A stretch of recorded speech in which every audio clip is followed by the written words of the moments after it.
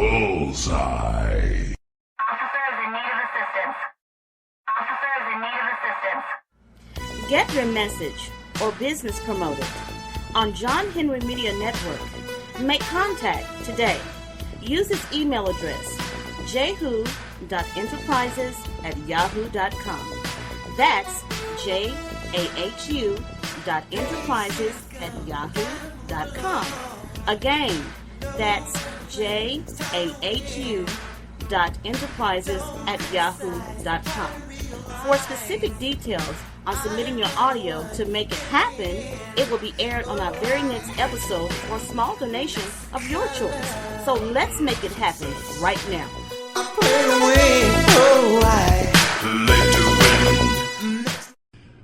I want to make it very clear in the beginning, I'm not anti-government. I don't believe in terrorism. And I want to make it especially clear that there are a lot of good people in the FBI and the CIA, Naval Intelligence, Army Intelligence, Military Intelligence, NSA. Unfortunately, there are a few key people in key positions who have made a difference, a big difference, in what's happening in America today. So, looking back, my personal experiences, I retired from the FBI March 1979. At that time, I was in charge of the FBI Los Angeles Division. I had more than 700 personnel under my command. The Attorney General of the United States, Griffin Bell, asked me after I retired if I'd coordinate security for the Pan American Games. I did. I was a consultant in the 1984 Los Angeles Olympics. I was a consultant for former Governor Jerry Brown, California Narcotic Authority. So I do have credentials. My first major and credibility, believe me. Now, if you read the internet, you may not think so, because there are some heavy-duty FBI informants out there like Stu Webb and Barbara Hartwell, who are MKUltra mind control victims, CIA mind control victims, who are making all kinds of disparaging remarks about me. But I don't want to deal with those people, because if you read their material, you'll see that it's designed to discredit people like me, former State Senator John DeCamp, and other leaders who are trying our best to expose what's happening in America today, and actually around the world. Let's go back to 1776, May the 1st. Adam Weishaupt was commissioned by the Rothschild family to set up the goals to control and take over the world with a one world government. Adam Weishaupt came up with 25 goals. Among these goals were control the press, corrupt the youth through sex and drugs, elect our own people meaning the Illuminati, to key positions in all levels of the government, city, county, state, and federal.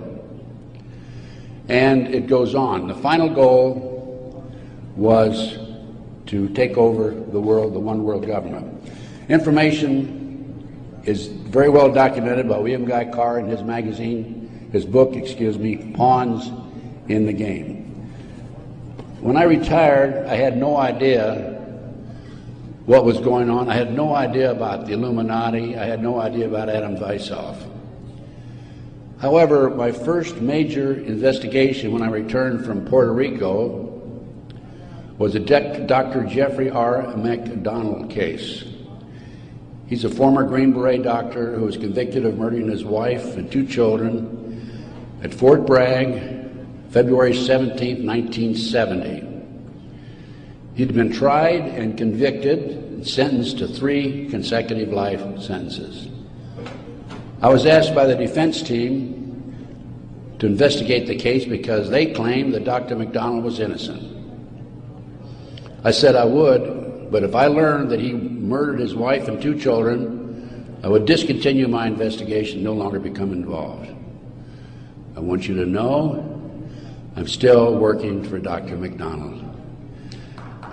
He is an innocent man. Now, once I became involved in the case, I had to read everything, and I learned that evidence was lost, evidence was stolen, evidence was altered. An FBI agent, Paul Stombaugh, lied before the grand jury. And most important of all, Colette, the wife, had skin where she had fought off the assailants under her fingernails.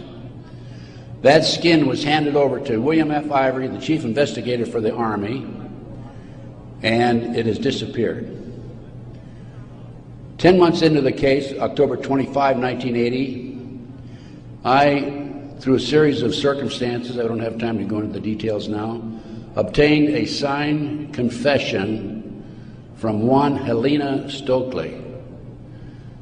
I had 3 sessions with her, 10 days each, total of 30 days.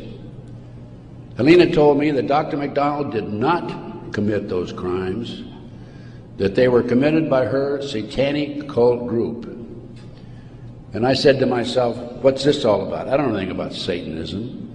I read about it in the Bible, of course, and that's about it. But as I delved into the case, I learned that drugs from Southeast Asia were being flown into the United States to various military bases in plastic bags in the bodies of the dead GIs. I further learned from Helena that her satanic cult group was involved in distributing these drugs up and down the East Coast. They were mad at Dr. McDonald because he was abusive to the cult members and the GIs who went to the civilian hospital where he was moonlighting for relief of some sort. So they went in and attacked him that night. There were a total of 7 involved in the crime. She named them all for me. Right now, today, I know where some of them are located. But to further check and document this, I went to the UCLA library, and I found out, in fact, in the Time magazine, January 1, 1973, there was an article about bringing drugs in plastic bags in the body cavities of dead GIs. There was no question in my mind Helena was telling the truth. I gave her a polygraph test, and she passed. I had her examined by a psychiatrist, and she passed. And as a matter of fact, the government themselves had given her a polygraph examination early in their investigation before I entered the case. And Byzantine, the Army polygraph operator, said that she thought that she was telling the truth. She thought she was there that night. Now, the most recent series of events in the McDonald case, now I'm telling you a little bit about the McDonald case because that's what woke me up as to what was going on. It was after that I started researching and went back and found out about the Illuminati. Illuminati/Satanism. It was after that I learned considerable more about what was going on. And the most recent information, Dr. McDonald, who's been in the penitentiary for some 25 or 26 years now, appeared before a parole board just 2 days ago, his first that he's ever appeared before a parole board. And the reason he had never appeared before is because, in his opinion, had he appeared before, it would be an admission of guilt. In this particular instance, he still claimed he was innocent, but he did appear before the board because he's a newlywed individual with a woman named Kathy. And of course, if you read the papers in the last 2 days, his parole was turned down, and the parole board made him eligible for another hearing in 15 years. This poor man not only lost his wife and 2 children, he has served 25 years in the penitentiary and another 15 years to go. He's 61 years old. I am still working the case. What are the latest developments on the case? In 1997, the judge, federal judge, agreed to do DNA tests. And they chose 15 individual pieces of evidence to be examined. However, the judge said that when you open the evidence envelopes, Only the prosecutor can be present. Well, they opened the evidence envelopes. The prosecutor did. How many do you think were empty? 5. 5 evidence envelopes were empty. The skin under Colette's fingernails would have established Dr. McDonald's innocence alone. Now we have DNA authorized in 1997. Here we are in 2005. They still have not completed the DNA test. From the McDonald case, the next case I worked of a major consequence was the McMartin preschool case in Manhattan Beach, California. The children there claimed there were tunnels under the school. They were taken into the tunnels and through the tunnels up into the trap door of a bathroom in a triplex next door, placed in automobiles, and prostituted in the community. These are 2, 3, and 4-year-old children before they entered kindergarten. In addition, the children claimed that they were flown into the mountains where they were involved with adults in robes, black robes, chanting, candles. They talked about the brown babies who were cut up, actually sacrificed. And in checking into this and researching this, of course, this was obviously a satanic ceremony. The McMartin family, who owned the preschool, they were tried of Ray Buckey and his grandmother. The grandmother was acquitted, hung jury on Ray Buckey. The second trial, another hung jury. I had an opportunity in 1990 to gain control of the school. Now, the school had been given to Danny Davis, the defense attorney, and he had sold it, even though he made $15 million on the case, by the way. He had sold it